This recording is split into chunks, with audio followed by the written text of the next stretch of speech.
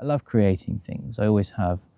And whilst this expression of creation may not be the best that's out there, it's the best I have in this moment. And every time I look at ways to improve it, I find something new, I find something I can tweak, I find a new place I can go to, or a different way that I can present myself. And I'm not doing that because I want it to have an impact to you as an audience, although of course that's great. I'm doing it because I want to connect to the deepest creative resource within me in any given moment. And I want to find a way to express the depth of that to the best of my ability. I feel, and this is my belief, that all creators are wired the same. All of us want to connect to the deepest source of creativity within us in any given moment, and to express that creativity to the best of our ability through the mediums that we choose, whatever those mediums may be. It just so happens that there's an existing narrative in the world that says the desire for more, in other words, the desire to continue deepening the understanding of something, is founded on the feeling of not being enough, or it's founded by the belief that we're not enough. And it's interesting because if no one had ever told us that, we probably wouldn't believe it. But at some point, someone has suggested, thank you advertising and marketing, someone has suggested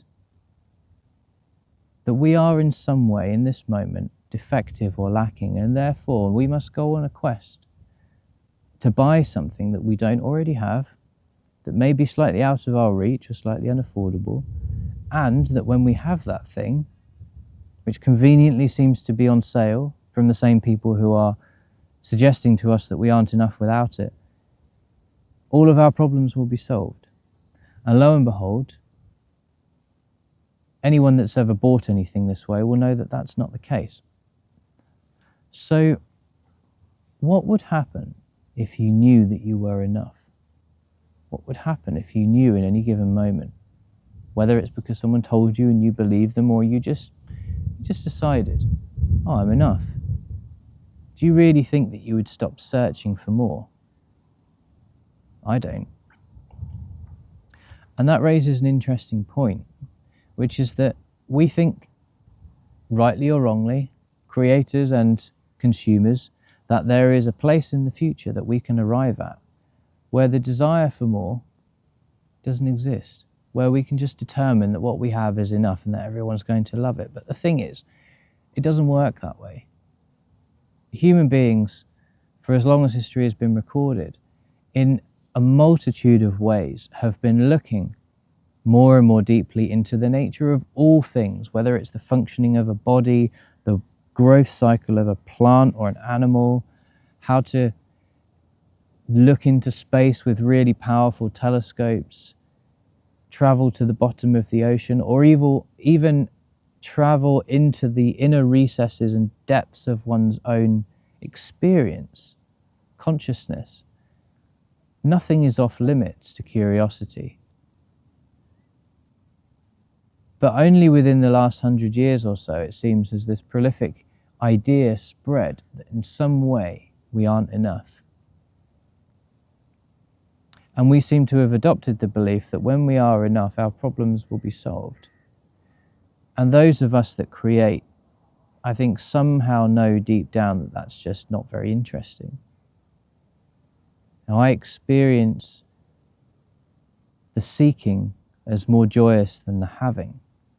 The having is the easy part. Anyone can get something, but to know what to get, to know what colour you want it to be, or texture, or size, or shape, the circumstances within which it's created, the locations, for example, that one may come to create certain things.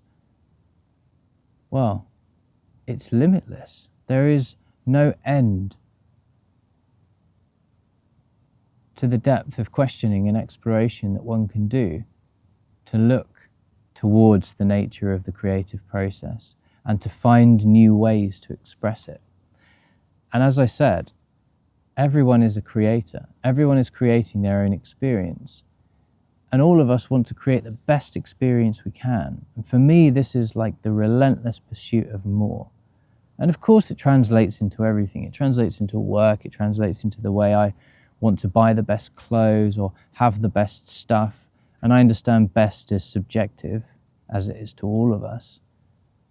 But that's the other cool thing. If it was the same, if all of us had the idea of best as the same, then we'd all be dressed in the same clothes and driving the same cars, and I dare say many of us already are.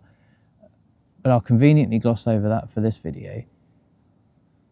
Those of us who exercise the creative spirit, those of us who are connected to the source of something deeper than just the material physical world, and who are compelled to find new ways to express that,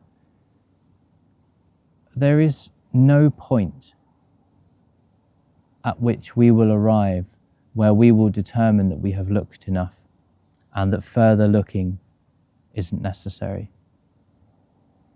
And I used to think, as part of being on a spiritual journey or a self-development journey, that there would be this point I could arrive at where I would attain enlightenment and everything would be fine. Or I would become the best version of myself that I possibly could be, and then life would just work. I started to realize that these ideas are just products of the mind, and in reality, and even in the moments when all of the problems and the worries and the fears have dropped away and peace remains, I'm still motivated to continue looking. Even spiritual seekers, I mean the ones that are well known, the spiritual masters and the gurus, they still sit in meditation. They are still compelled to be drawn even more deeply down into the realms of consciousness. Surely they know that they're enough. So what compels them to continue searching and looking and deepening? I don't have an answer to that because I'm not one of those. But I think it raises an interesting point.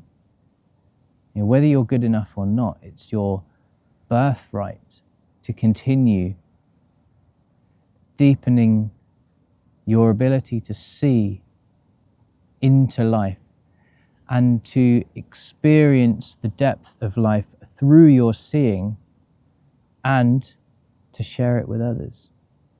And even if you're not an artist or a creator of any kind, or you don't think of yourself as one, if you've got kids, you can share your perspectives and points of view with them. If you work in a large company or you have a company, you can share your perspectives with others, whilst also recognizing that others hold perspectives too, and that they are equally as valid as yours. And to know in the moments when it feels like you are making no progress, when it feels like the world is suggesting to you that you have somehow reached the limit of your creative endeavors or abilities or talents, and that now is the point by which you should turn back or just resign yourself to being regular. That voice is not yours. It doesn't belong to you. It's not inherent in you. It's something that you have learned, which overshadows the creative abilities that you have. And that should you so decide not to listen to it, which I would strongly encourage, then what you may discover is that you are free to continue looking. To continue looking because you can, not because you should, not because anyone tells you that you have to, because there's anything wrong with not doing that, but simply because it's enjoyable, it's fun. It brings forth new perspectives, new ways of seeing, understanding, responding, solving problems, serving your clients, leading your colleagues, dare I say, running our countries.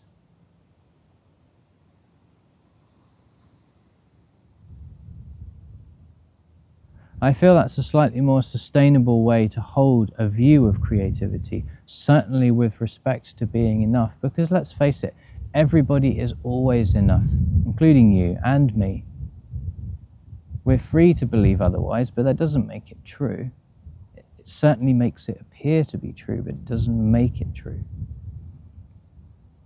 So just for a moment, give yourself permission to seek, not because you're looking for the end, but just because you enjoy the act of seeking. Give yourself permission to create, not because there's some point by which all creation will be finished, but because the act of creating is in itself the joy. Give yourself permission to be enough, because you are.